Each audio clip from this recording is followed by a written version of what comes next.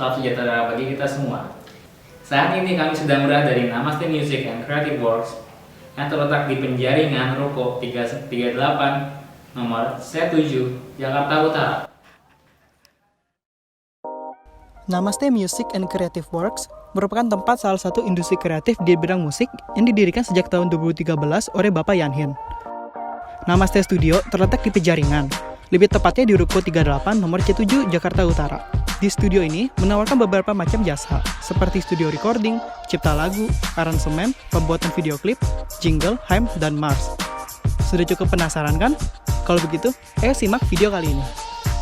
Halo semuanya, kami dari mahasiswa Ilmu Komunikasi Untirta. Perkenalkan kelompok kami yaitu Dava Hamdika dan Damario Hosi, dan saya Andre Dharma Satria. Saat ini kami sedang bersama owner dari studio Namaste Music and Creative Works. Langsung saja kita mulai wawancara ini. Iya. Pertama saya dulu, bagaimana awal mula Bapak membangun studio musik ini? Mungkin kayak dari sejak kapan atau alasan ingin mendirikannya gimana? Iya. Baik, Namaste Musik Indonesia. Iya. Sebenarnya hasil dari pembentukan kegiatan-kegiatan sebelumnya gitu. Jadi ada sejarah panjang yang udah kita lewatin. Pertama kali berangkat dari hobi ya. Tentunya dari hobi. Kenapa hobi ini menjadi penentu? Karena sesuatu yang berangkat dari yang disuka biasanya ini mempunyai daya tahan atau bisa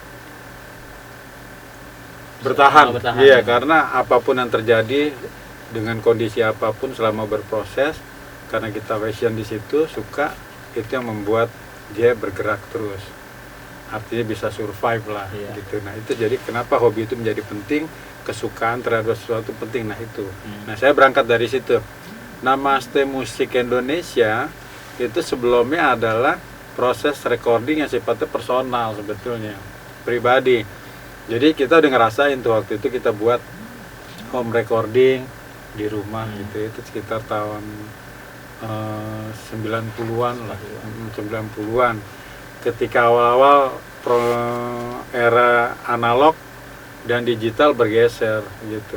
Nah kebetulan kalau misalnya saya sebagai owner dari Namaste Musik Indonesia itu berangkat memang dari orang yang sifatnya rental ya. Misalnya gini, saya ada proyek rekaman pada saat itu, jadi kita merujuk kita rekaman di mana nih. Nah pada saat itu kita rekaman di Musika Studio di Graha Intinada Studio Gins ya, punya Henry Restuputra.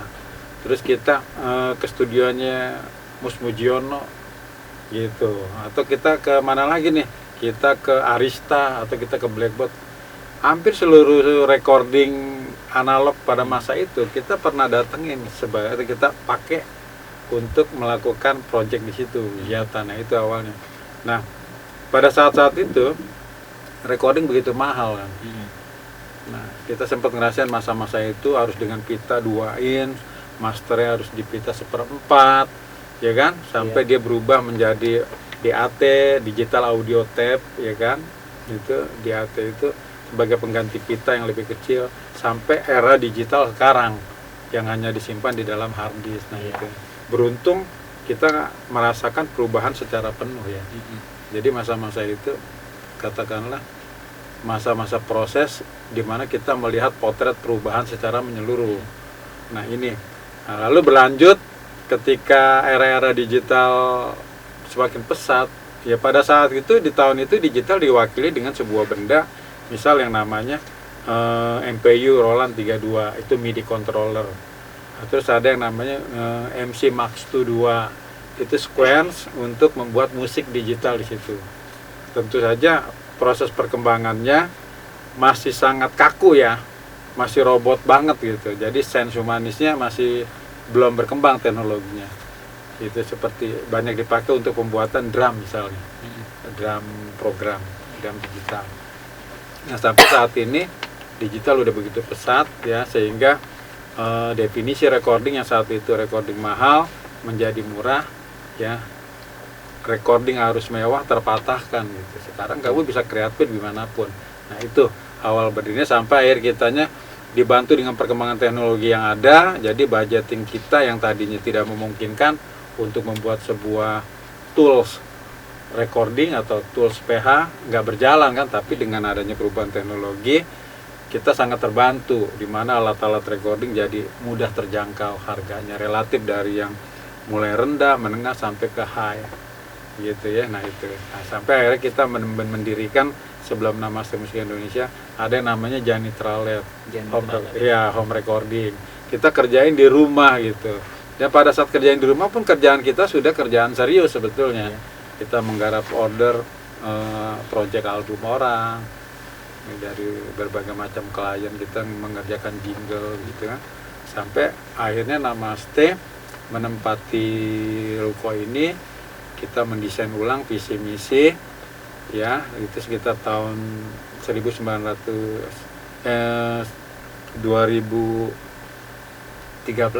kita yang bangun.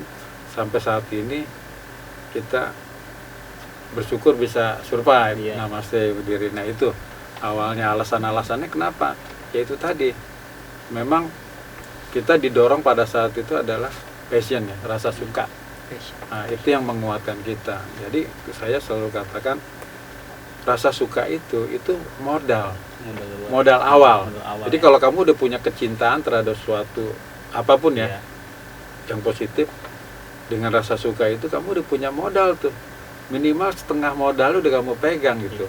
50-nya ya udah usaha kan, strategi, sehingga bisa bertumbuh dan berkembang. Itu dia alasan sehingga kegiatan kesenian ini ternyata mampu gitu kan, membuat kami dan tim bisa bertahan dan memberi kehidupan buat teman-teman yang bergerak di sini, yang berkontribusi bersama, seperti itu. Latihan-latihan apa saja sih Pak yang dilakukan untuk mencapai di tahap ini sekarang ini? Maksudnya? Kayak tahapan pencapaian dari studio ini sampai sekarang ini? Iya. Ya kalau pencapaian sudah dicapai sebetulnya banyak sekali ya. Antara lain misal kita ambil contoh jauh sebelum pandemi ya, sebelum COVID ya, kita sudah banyak bergerak karena Namaste ini base-nya adalah dibangun awalnya itu katakanlah musik yang bersifat humanis. Jadi kita nggak ngotot ke industri komersil pada saat itu. Jadi kita bergerak jadi antar komunitas. Jadi lintas agama, lintas religi. Jadi kadang-kadang proyek yang datang pada kita itu kadang-kadang ada album, cepatnya album dari teman-teman yang gereja misalnya. Ntar ada lagi album yang lagi mau bikin lagu-lagu Ramadan gitu. Terus ada album religi Buddhis misalnya. Jadi seperti lintas.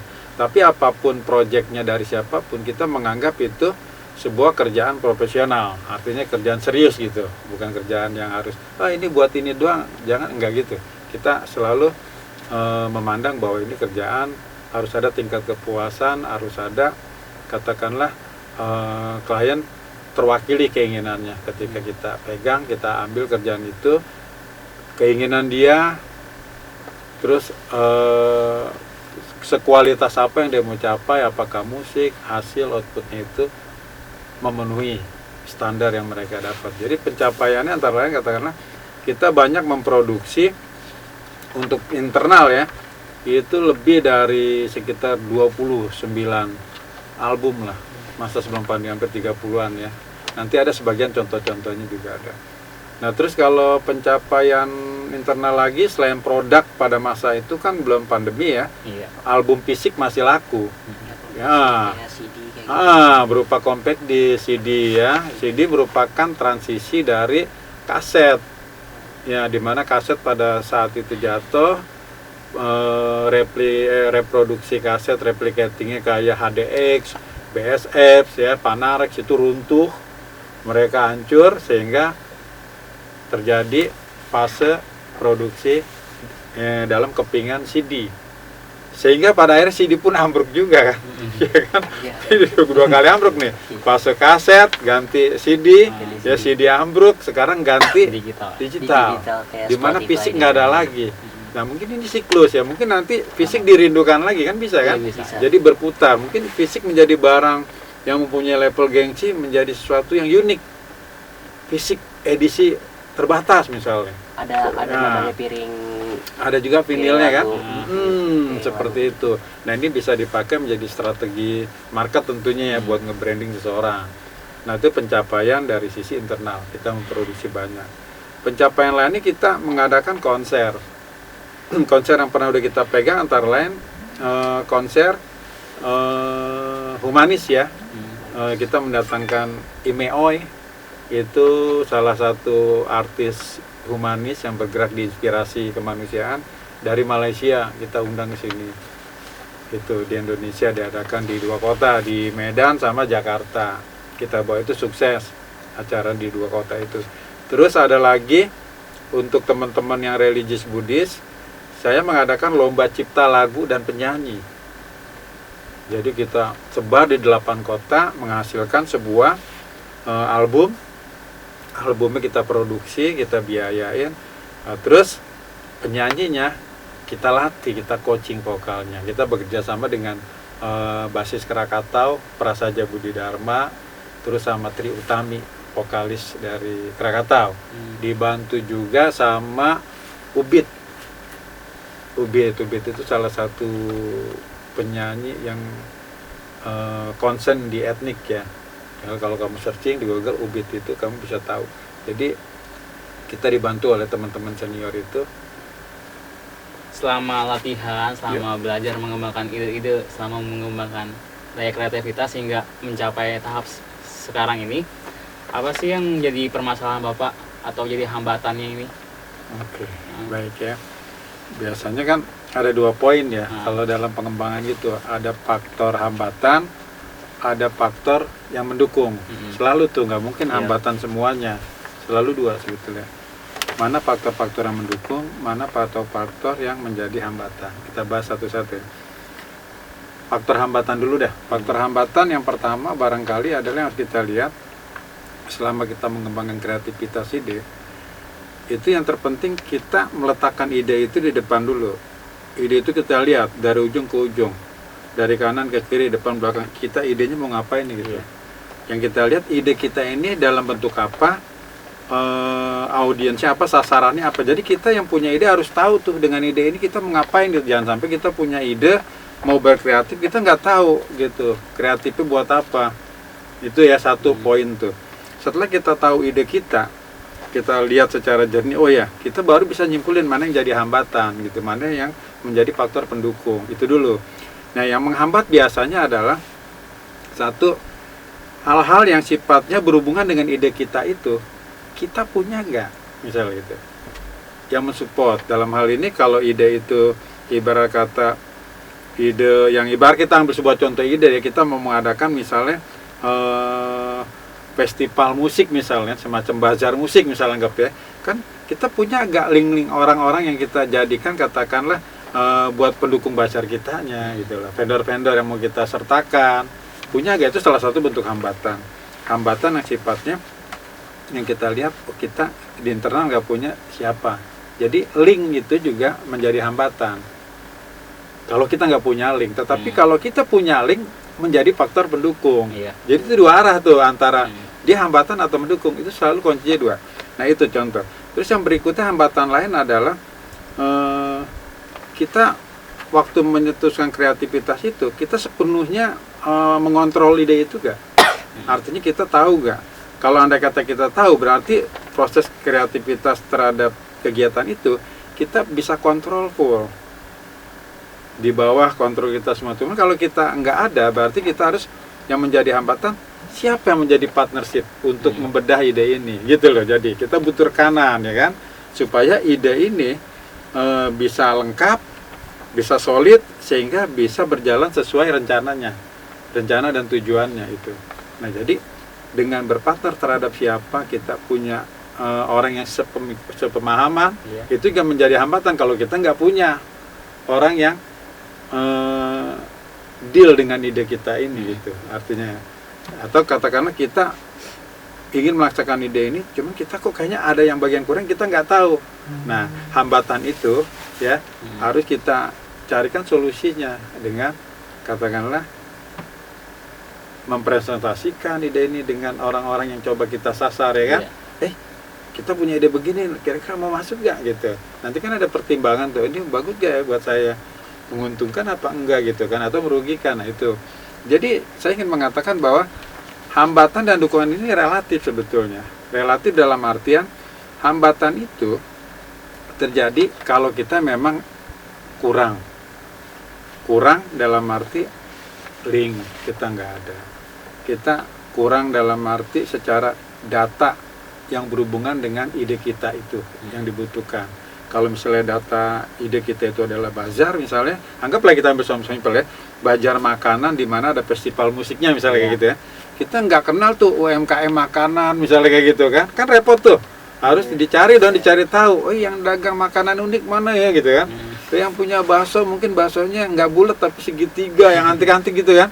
Nah supaya bazar kita punya value yang berbeda, unik, sehingga musiknya bisa dinikmatin. Nah, musik juga misalnya, musik ini siapa yang ngisi ya kan, gitu kan? Musik ini siapa nih? Dia cocok gak? Wah, ini temanya musik di religi, tapi dia pemain musik pemabokan. Wah, berarti nggak cocok nih attitude kan? Kita mesti pilih tuh. Wah, nggak cocok, nanti bisa merusak nama kita nih sebagai penyelenggara. Misal contoh ya, salah satu gitu. Terus contoh lagi, peralatan gimana? Kita nggak punya link nih penyewaan peralatan. Itu juga sebuah hambatan. Tapi kalau kita kebalikannya, kita dukungan, kita punya kok sahabat yang nyawain itu rental alat-alat, lampu, kamera, kayak gitu kan. Nah itu juga sebuah dukungan. Jadi hambatan itu sebatas terjadi lebih dekatnya ya, hal-hal yang sifatnya mana yang bisa mendorong, memperkuat ide kita itu menjadi lancar gitu loh. Yang terpenting jangan kitanya yang punya hambatan gitu loh. Hambatannya misalnya yang hambatan pertama dari kita yang bahaya itu kita nggak yakin dengan ide kita. Gue penjalan ini nih, tapi kayaknya gak bagus nih. Ah itu tuh hambatan pertama tuh. Hambatan dari hambatan gitu. Dari internal yang bahaya justru. Kalau hambatan dari luar rasanya tinggal presentasi. Selama kita yakin ide itu merupakan hasil proyeksi kita berpikir, ini setelah dipikirin dari A sampai Z lah ya, sehingga ini kayak potensi, ini unik. Ini orang belum pernah ngadain nih. Ini kita banget. Nah itu kan yang penting original idenya loh. Iya kan? Apalagi kita bisa nyusun sebuah kreativitas yang unik, akhirnya bahkan menjadi ikon sendiri. Wah ini anak-anak markomnya Untirta. Iya Untirta, gila ini idenya, ya kan? Di luar pemikiran, ya kan? Out of the box misalnya kayak gitu. Nah itu jadi hambatan sebetulnya yang harus dibilang. Kalau di diri kitanya clear, nggak ada hambatan, artinya kita bisa mempersiapkan dengan baik ide dasarnya, kita bisa mempersiapkan prepare pendukungnya dengan baik, kita bisa mendata link-link mana yang kita punya, mana yang tidak kita cari solusinya, partnership kah, atau sifat pendukung-pendukung lainnya gitu loh. Yang penting nomor satu, kitanya jangan punya hambatan. Clear sudah tuh, kalau kita nggak ada hambatan luar mah gampang gitu loh. Kan begitu tuh, yang bahaya kan kita hanya punya hambatan. Kira-kira gitu ya, masalah hambatan. Kalau hambatannya secara kasat, yang real kejadian sehari, misalnya hambatan apa? Kalau idenya misalnya besar, ya mungkin perizinan kan tinggal bisa dibikin tim untuk ya kan? Ngurusin. Rasanya selama tujuannya bagus, kita mematuhi tata tertib, harusnya nggak masalah gitu. Kecuali kita mengadakan sesuatu yang melanggar hukum atau ilegal. Iya, selama kita berada di rule yang benar, rasanya perizinan apa itu mendukung. Gitu. Yang penting hambatan yang real adalah diri kita. Itu yang pertama sih. Kalau menurut saya kita harus nggak boleh ada keraguan terhadap ide itu. Gitu. Kita trust terhadap ide itu. Rasanya udah 50% udah berhasil, udah jalan harusnya. Gitu. Oke nih Pak. Pak, bagaimana sih cara itu mengembangkan ide-ide untuk membuat lagu atau mengaransemen suatu musik gitu? Ya, baik. Untuk lagu atau aransemen ya biasanya kalau di Namaste Musik Indonesia kita lebih ke tim ya. Ada yang kita kerjakan secara teamwork, ada yang sifatnya personal. Biasanya kalau misalnya by order lagu-lagunya ini diperuntukkan untuk apa? Kalau misalnya untuk sebuah konser, berarti harus dipikirin visi misi konser itu apa. Dia ingin memberikan suasana konser seperti apa. Nah, maka lagu-lagu yang menjadi materi konser itu akan kita bedah, akan kita arahkan ambience dari musik itu, aransemen dari musik itu untuk konser itu. Misalnya kita ambil contoh simpel, kita ingin membuat konser nasionalisme gitu, kebangsaan. Ya kita kan bangun seluruh musiknya itu optimis. Jiwa nasional. Iya, ngebangkitin nasionalis gitu loh. Iya. Dengan jargon-jargon, teknik, semua kita arahkan ke sana. Jadi yang menuntun ide itu bergerak kemana adalah tujuannya gitu loh. Tujuan itu yang menyeret. Misalnya kalau kita mau bikin tema idenya tentang laut misalnya kan, konser pantai, otomatis kita arahkan. Oh pantai apa nih? Oh pantai identik dengan musik reggae misalnya. Kalau kita arahkan musiknya ambience pantai, musik relax gitu loh, kayak Hawaiian atau apa. Mungkin etnik yang pantai, oh bisa. Kita mungkin bisa bikin etnik gending pantai gitu kan, bisa tuh semacam kayak gitu. Jadi untuk materi lagu yang diorder untuk kebutuhan konser biasanya teamwork. Nanti ada musik direkturnya. Nanti teman-teman musisi biasanya nggak satu, itu berkolaborasi, dipecah. Misalnya kalau ada 3 orang yang masing-masing materi ada 10 ya, kita kerjain 3, tapi berdasarkan diskusi arah. Itu ini arahnya nasionalisme nih ya, kamu bikin kira-kira musik siap. Nanti kamu bikin dari sudut ini mungkin sedikit agak Nusantara, ya kamu mengambil rampak Melayunya siap gitu. Kamu bikin agak Betawi gitu, tapi dalam konteks satu rangka nasionalisme sebagai contoh ya. Iya. Tapi kalau musik satuan misalnya jingle atau musik pop biasa ya kita garap berdasarkan keinginan yang order biasanya dulu itu. Misalnya kalau kita dipakai jasa kita untuk membuat sesuatu dari orang lain ya, berarti kita berposisi mendengarkan keinginan mereka. Kita sesuai eksekutor, iya. Nggak mungkin orang order ke kita terserah kita, kan enggak gitu kan. Kamu aja mau makan nasi goreng kan terserah kamu. Iya. Pak, cabenya 1, ya kan gitu kan. Pak, saya mau nasi goreng sama gerobaknya gitu kan. Kan bisa kan? Jadi saya pesenan. Bener ya? Bener. Nah, itu jadi kalau kita dapat order ya kita klien rajanya. Kamu misalnya dia cerita, "Saya mau musiknya sedih. Syairnya begini melo. Nih, melo. Karena ini bagian dari pengalaman hidup saya, kita harus hargain, jangan diketawain." Wah, lu cengeng banget sih, nggak gitu, nggak boleh kita, ntar dia kabur. Oh ya kita dengarin gitu, oh ya gitu ya. Oh berarti musik kamu agak sedikit ini ya, slow ya gitu. Oh, lebih banyak instrumen-instrumen yang memancing emosi kesedihan ya, mungkin biola, gesekan atau string sectionnya gitu. Oke, temponya juga mungkin di bawah 90 ya kan. Kita udah tahu tuh. Nah, tapi kalau kita bikin musik sendiri, yaitu otomatis kita mengeksplor diri kita sendiri kan. Kita tahu maunya apa, ya kita bikin berdasarkan apa yang kita mau. Gitu, biasanya begitu patokannya. Cuma dalam prosesnya kita lihat adalah syair. Syair itu mewakili pesan apa? Syair yang baik, syair yang saling membuat kuplet lagu yang berprosa. Gitu kan, secara estetika lagunya ya, nggak boleh tuh bikin lagu sesuka-sukanya, panjangnya semau maunya gitu kan, sehingga waktu rangkai melodi pusing yang ngerangkai melodinya. Gitu, jadi lebih bagus dia nge-rap dah. Kalau rap boleh sepanjang-panjangnya karena improvisasi bebas. Tapi kalau dia lagu itu harus ada bar-bar yang bar-bar itu bagian-bagian lagu, part lagu itu 1 bar 2 bar itu yang harus ada pertanggungjawabannya gitu. Nggak bisa lagu pertama 8 bar, yang keduanya 4 bar gitu. Jadi pembagiannya jelas itu. Kecuali nge-rap. Kalau nge-rap tuh 1 buku bisa dinyanyiin coy. Satu. Iya kan? Kalaupun novel bisa jadi rap semua tuh. Nggak perlu dia. Yang penting asal bisa aja kan. Gitu. Nah itu patokannya. Jadi setelah syairnya baik, itu akan memudahkan kita mengeksekusi melodinya. Ini pesannya sedih nih. Dari kata-katanya sedih. Misalnya rinduku digantung ya kan di ujung bintang saat malam menjelang sepi misalnya, oh gila nih orang gitu kan, otomatis kita nggak mungkin riang kan. Jadi sedih gitu. Atau riangnya itu diisyaratkan dari si kata-kata atau syair yang ada di lagu. Biasanya kita gitu, baru kita eksekusi tuh. ini ketika kita buat lagu kita lupain tuh lagu-lagu yang pernah kita dengar, kita bikin gitu. Supaya apa? Supaya ambience yang datang dari materi yang pernah kita dengar itu jadi dominan. Jangan sampai kalau jadi dominan terus gitu mirip, kok lu jadi mirip lagu Ebit G.Ade gitu, itu repot ya kan. Atau kok kamu jadi mirip lagu Bon Jovi gitu kan, atau kok kamu jadi mirip lagu Katy Perry misalnya kayak gitu kan.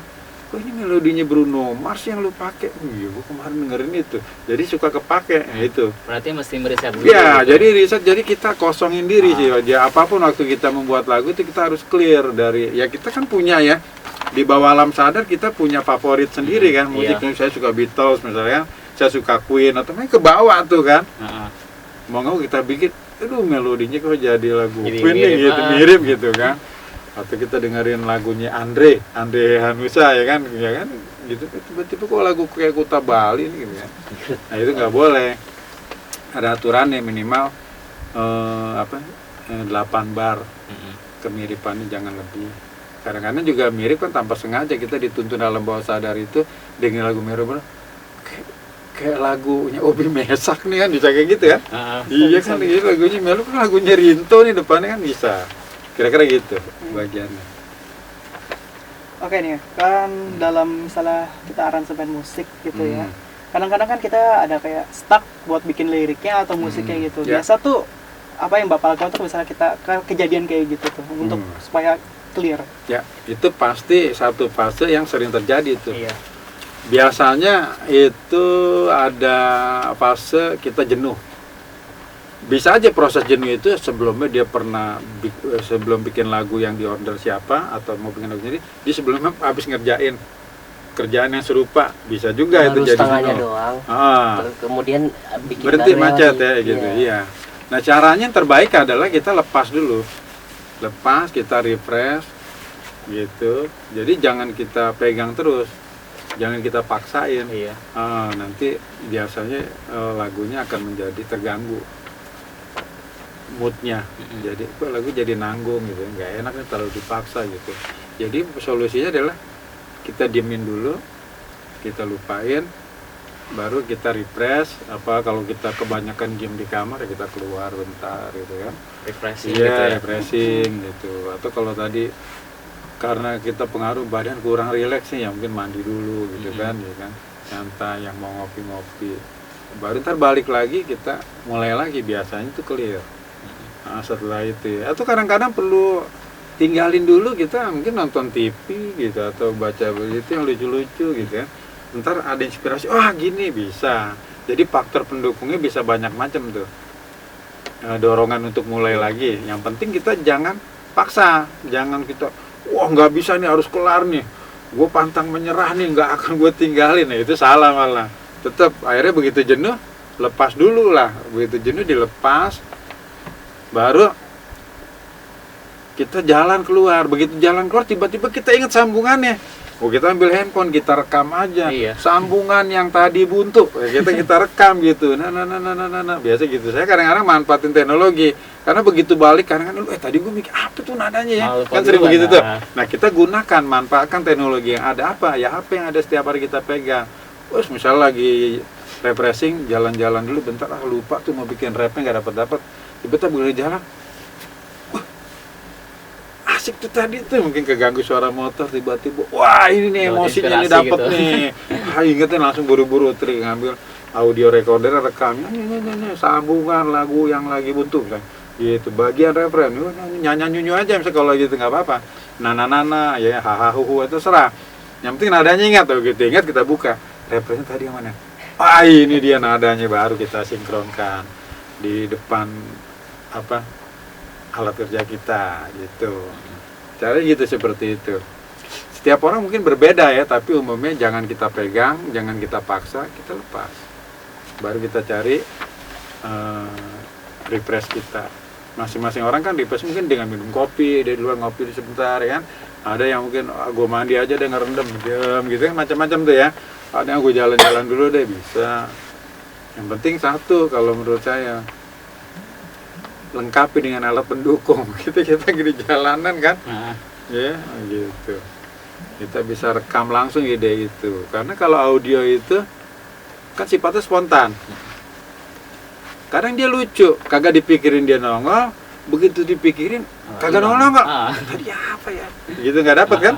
Tapi kalau nggak dipikir, ting atau gitu. Ini langsung rekam tuh terbaru setel. Oh tadi tuh dapat bagian refret lagu yang tadi buntu ini lagu. Terus tuh kan nyambung, asik, dapat kelar lagunya gitu kira-kira. Lalu dari beberapa tahapan kreativitas itu yang ada tadi kayak belajar, latihan, ide, investigasi, sketsa, curah pendapat atau bertukar pendapat, lalu inkubasi, riset, verifikasi, penjadwalan, dan eksekusi. Mana sih yang Bapak tidak lakukan gitu dalam tahap ini, dalam dunia musik ini? Ya, oke. Ya dalam tahapan itu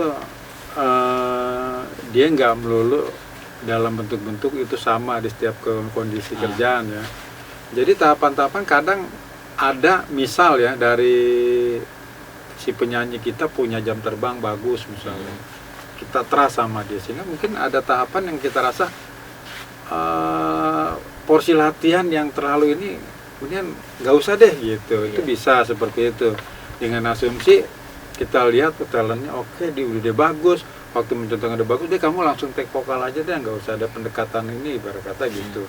Misalnya kita sebagai contoh ambil, ketika penyanyi itu membaca saya, dia bisa apresiasinya benar, sehingga mungkin ada penjadwalan yang tadinya kita ingin pertemukan dia dengan pencipta lagunya, kita rasakan nggak perlu. Oh dia udah ngerti maksudnya. Ya kebetulan pencipta lagu juga pernah ngomong sama kita, dia pengen begini, ternyata dia dapat satu pikiran gitu. Kayak kita udah berarti nggak perlu penjadwalan untuk bertatap muka dengan penciptanya gitu.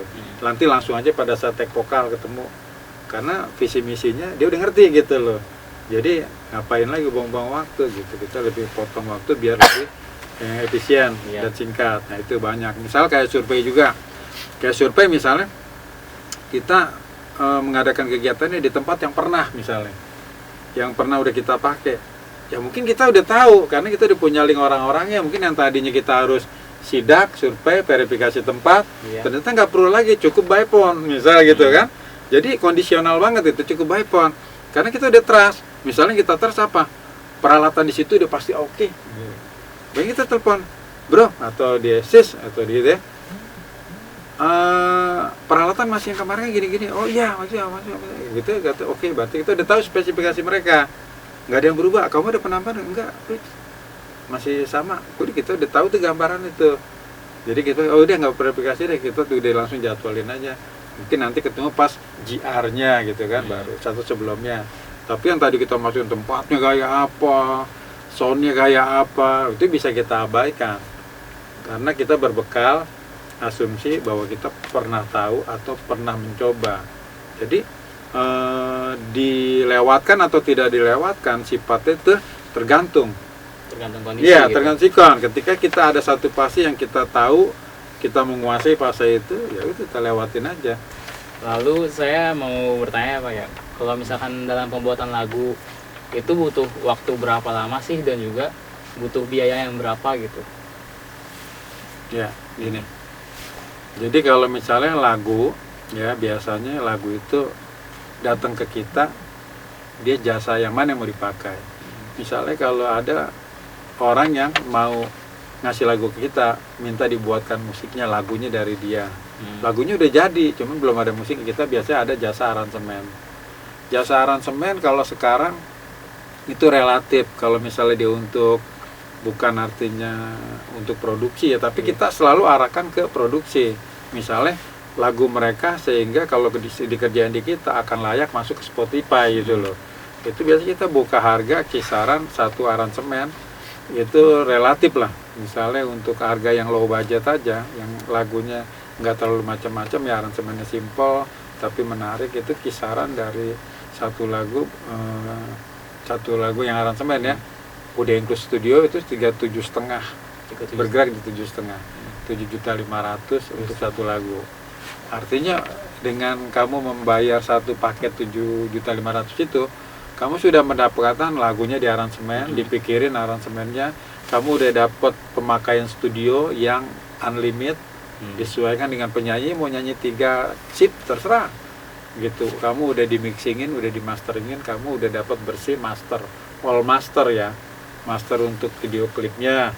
Karena kalau master video klip kan itu di 4816. Karena di video editing itu audionya di 48. Nah, terus juga dia dapat audio CD-nya yang 441 kilohertz 16 bit. Gitu. Ya, andai kata dia mau di burning, disimpan di compact disc, dia tinggal burning gitu. Terus juga dia dapat, mungkin mau share, kita kasihkan juga MP3 tapi high quality. Terus kita berikan juga -1-nya. -1 itu musik dia tanpa vokal, -1, vokal yang nggak ada. Jadi dia bisa nyanyi kalau dia mau nyanyi. Kayak karaoke gitu. Kayak gitu. Itu biasa kita bergerak yang low budgetnya sekitar 7,5. Terus kalau yang lain sifatnya negotiable. Iya. Biasanya gitu. Kalau mau bikin ini 10 nih bro, ya udah ntar kita kasih jalan tengah, ya udah deh karena ini banyak sekian. Biasanya kita gitu. Walaupun ada price list-nya, ada harganya, tapi kita selalu fleksibel. Fleksibel ya. Tergantung. Gitu. Oke, kesimpulan yang kita bisa dapat dari wawancara hari ini adalah dalam suatu industri kreatif, hal yang pertama kita butuhkan itu adalah passion. Passion dalam melakukan suatu pekerjaan. Karena passion ini bisa kita hitung sebagai dasar kita, bisa bilang dasar kita dalam melakukan suatu pekerjaan agar kita tidak bosan untuk melakukan pekerjaan tersebut. Kita ingin lanjut, kita ingin survive di suatu industri tersebut. Oke. Dalam usaha kita bisa bertemu juga dengan hambatan-hambatan. Tapi hambatan tersebut jangan jadi halangan kita untuk jadi sukses, karena dalam sudut pandang tertentu hambatan tersebut bisa menjadi dukungan buat kita. Ya. Begitu juga dengan tahapan-tahapan dalam industri kreatif. Kalau misal tergantung dari apapun aset-aset yang kita punya, ada beberapa tahapan yang bisa kita lewati karena kita tidak perlu lagi lewat tahapan tersebut. Kalau sebagai contoh, kalau dalam kasus ini musik, kita sebagai penyanyinya sudah bagus, sudah menjiwai, kita tidak perlu tahapan latihan lagi, atau kita sudah pernah kita udah ada lokasi yang cocok untuk suatu pekerjaan, kita nggak perlu riset lagi. Terima kasih telah meluangkan waktunya hari ini untuk wawancara kami. Semoga apa yang kita dapat hari ini ya, semoga dapat bermanfaat bagi kita semua dan yang menonton video ini. Sekian dari kelompok kami. Terima kasih dan sampai jumpa kembali.